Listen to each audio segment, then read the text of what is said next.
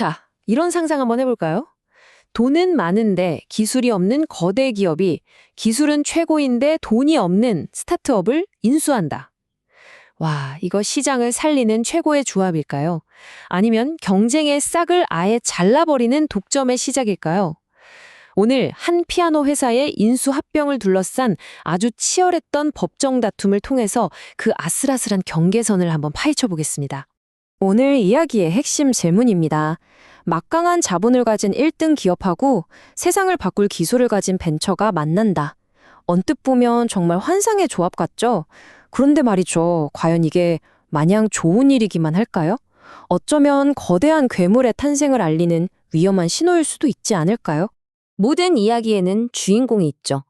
오늘 이 거대한 다툼의 한가운데에 서 있었던 두 회사를 먼저 만나봐야겠습니다.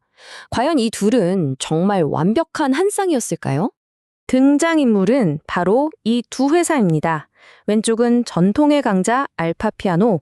돈은 정말 많은데 뭔가 미래 기술이 없어서 불안했어요. 그리고 오른쪽은 스타트업 베타사운드. 기술력 하나는 끝내주는데 당장 내일 회사가 어떻게 될지 모를 정도로 자금이 부족했죠. 정말 서로에게 없는 걸 딱 가지고 있었던 거예요. 이 둘이 맞붙은 전쟁터가 어디였냐면 바로 스마트 피아노라는 완전히 새로운 시장이었습니다. 인공지능이 내가 치는 피아노를 교정해주고 심지어 작곡까지 도와주는 그런 세상 말이죠. 그야말로 기존에 없던 가치가 빵 터지는 혁신 시장이 막 열리고 있었던 겁니다. 자, 그래서 이 둘이 손을 덥석 잡습니다. 알파의 돈과 베타의 기술이 만난다. 이걸 보는 사람들은 모두가 그랬어요. 와, 저 둘이 합치면 저 시장은 그냥 끝났네. 정말 완벽한 퍼즐 조각처럼 보였죠. 적어도 그 순간까지는 모두가 그렇게 믿었습니다. 그런데 이 완벽해 보이는 시나리오에 예상치 못한 브레이크가 딱 걸립니다. 바로 정부, 우리나라의 공정거래위원회가 이 거인의 야망에 극제동을 걸고 나선 겁니다. 공정거래위원회가 나선 이유는 아주 간단하고 명확했습니다. 이 합병은 혁신이 아니라 시장을 통째로 삼키려는 독점이 될 가능성이 너무 크다. 이렇게 본 거죠. 이때부터 거대 기업과 정부의 치열한 싸움이 시작됩니다. 아니, 도대체 무슨 근거로 공정위가 그렇게 강력하게 반대를 했을까요? 그 이유는요, 바로 이 숫자 하나에 다 들어 있습니다. 만약에 이 두 회사가 합쳐지면요, 이 스마트 피아노 시장에서 차지하게 될 점유율이 무려 85%에 달했습니다. 여러분, 85%? 이게 감이 오시나요? 그래프를 보시면 한 회사가 시장의 거의 전부를 먹어버리고 다른 모든 경쟁사들은 저 15%의 찌꺼기를 놓고 싸워야 하는 구조가 되는 거예요. 이건 뭐 사실상 경쟁 자체가 성립이 안 되는 시장이 되어버리는 거죠. 물론 알파 피아노도 가만히 있진 않았습니다. 아니, 이건 독점이 아니라 구조조정이다. 어차피 망해가는 회사의 좋은 기술, 우리가 돈 들여서 살려주고 효율적으로 만드는 건데 이게 경제 전체로 보면 더 좋은 거 아니냐, 이렇게 강하게 맞선 거죠. 그런데 여기서 사건의 흐름을 완전히 바꿔버리는 아주 결정적인 사실이 하나 딱 드러납니다. 알고 보니까 알파 피아노가 단순히 베타 사운드를 인수하려고만 한 게 아니라 이미 물밑에서 다른 경쟁사들의 숨통을 조이고 있었다는 증거가 나와버린 겁니다. 자, 이제 공은 법원으로 넘어갔습니다. 대법원에서 펼쳐지는 이 거대한 싸움의 마지막 라운드. 과연 법원은 어떤 판결을 내렸을까요? 자, 이쯤에서 여러분께 한번 여쭤볼게요. 여러분이 만약에 대법관이라면 누구의 손을 들어주시겠어요? 미래를 위한 혁신의 힘을 실어주시겠습니까? 아니면 모두를 위한 공정한 경쟁의 룰을 지키시겠습니까?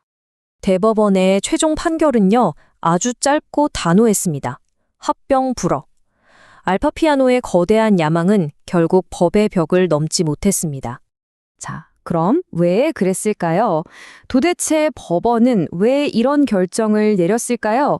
그 복잡해 보이는 판결문 속에 숨어있는 세 가지 핵심 논리를 지금부터 아주 명쾌하게 파헤쳐 드리겠습니다. 판결의 핵심 기둥은 딱 이 세 가지였습니다. 첫째, 이 싸움의 범위를 정하는 관련 시장. 둘째, 우리 인수는 정당하다는 주장인 효율성 항변. 그리고 마지막, 결정적 한방이었던 이윤 압착이라는 꼼수. 하나씩 짚어보죠. 첫 번째, 관련 시장의 문제. 이게 뭐냐면요. 싸움의 범위를 정하는 거예요. 알파 피아노는 작고, 아니, 일반 피아노 시장 전체로 보면 우리 점유율 별로 안 높아요. 라고 물타기를 시도했어요. 하지만 법원은 딱 잘라 말했죠. 아니, 스마트 피아노는 일반 피아노랑 완전히 다른 새로운 시장이다. 그 안에서 85%는 빼도 박도 못하는 독점이다. 이렇게요. 두 번째, 효율성 주장도 안 먹혔습니다. 법원이 보니까 베타 사운드가 물론 좀 어렵긴 한데 이게 뭐 당장 내일 모레 망할 회생 불가능한 회사는 아니거든요. 그러니까 합병으로 얻는 조그만 이익보다는 독점이 됐을 때 시장 전체가 입을 피해가 어마어마하게 크다고 본 거죠. 그리고 마지막 세 번째. 이게 진짜 결정타였습니다. 이윤 압착이라는 좀 어려운 말이 나왔어요. 이게 뭐냐면 아주 교묘하게 경쟁사들을 말려 죽이는 방법이에요. 말 그대로 이익, 그러니까 마진을 남길 수 없게끔 그냥 꽉 쥐어 짜버리는 거죠. 알파 피아노가 쓴 방법이 진짜 교묘해요. 보세요. 일단 경쟁사들한테는 스마트 피아노 만드는데 꼭 필요한 핵심 부품을 엄청 비싸게 팔아요. 그런데 정작 자기네들이 만든 완성품 피아노는 시장에 되게 싸게 내놓는 거죠. 그럼 어떻게 될까요? 경쟁사들은 비싼 부품 사서 피아노 만들어 팔아봐야 남는 게 없는 거예요. 믿지는 장사가 되니까요. 결국 버티다 알아서 시장에서 나가떨어지게 만드는 아주 악질적인 수법이죠. 법원은 이걸 명백한 불법 행위로 본 겁니다. 자, 이 한 편의 드라마 같은 법정 다툼을 통해서 우리가 실제 비즈니스 현장에서 뭘 기억해야 할까요? 정말 중요한 교훈 3가지로 정리해 보겠습니다. 핵심만 딱 3가지로 정리해 드릴게요. 첫째, 새로운 시장, 그러니까 혁신 시장일수록 독점 심사는 훨씬 깐깐하다는 거. 왜냐하면 미래의 경쟁싹을 아예 잘라버릴 수 있으니까요. 둘째, 저 회사는 어차피 망해가요. 이런 변명, 진짜 파산 직전이라는 명확한 증거 없으면 CR도 안 먹힌다는 거. 그리고 마지막으로 핵심 부품 공급 같은 걸로 갑질해서 경쟁사 괴롭히는 건 그냥 불법입니다. 결국 이 모든 이야기가 우리에게 던지는 메시지는 사실 하나입니다. 물론 기업의 성장은 중요하죠. 하지만 그 성장은 우리 모두가 함께 살아가는 이 시장이라는 생태계, 그 생태계를 지키는 공정한 규칙, 즉 법의 테두리 안에서 이루어져야만 한다는 것, 바로 그겁니다. 끝없는 성장을 향한 거침없는 야망, 그리고 모두를 위한 공정한 경쟁. 여러분은 이 아슬아슬한 줄 위에서 그 균형점이 어디에 있다고 생각하시나요? 이 질문을 여러분께 남기면서 오늘 이야기 마무리하겠습니다. 감사합니다.